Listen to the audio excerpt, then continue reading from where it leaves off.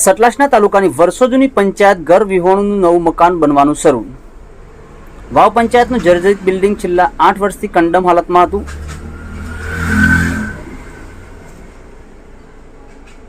વાવ ગ્રામ પંચાયતના સરપંચ સહિત તલાટીઓ આજ દિન સુધી ભાડાની જગ્યાએ બેસી કરી રહ્યા હતા કામગીરી.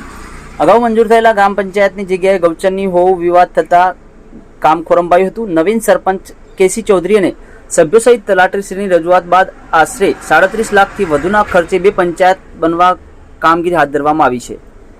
વાવ ખાતે આવેલા 441 સર્વે નંબરના બાજુમાં આવેલી લાઠી સંચાલક પ્રેમજીભાઈની ઉદાર ભાવના સહમંજૂરીથી કામકાજ શરૂ થયું.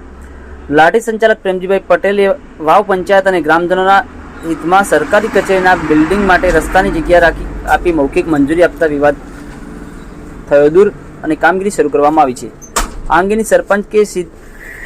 સરપંચ કેસી ચૌધરીએ ઓનલાઈન ટીવી ન્યૂઝ સમક્ષ વિગતો આપી. Online TV news Suresh Thakor સાથે ફારૂક મેમણ, ખેરાલુ.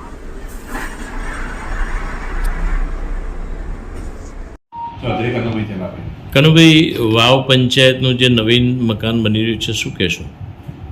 નવીન પંચાયત અમારા છેલ્લા 6-7 વર્ષથી જર્જરિત હતું અને ભાડાના મકાનમાં પંચાયત ચલાવે છે.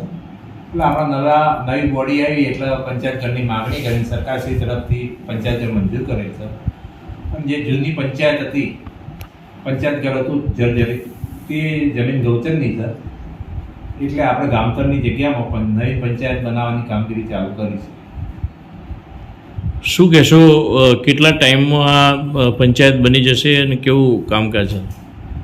છેલ્લા કામ તો ચાલુ છે પણ છેલ્લા 6 મહિનામાં બની જશે પંચાયત ઘર.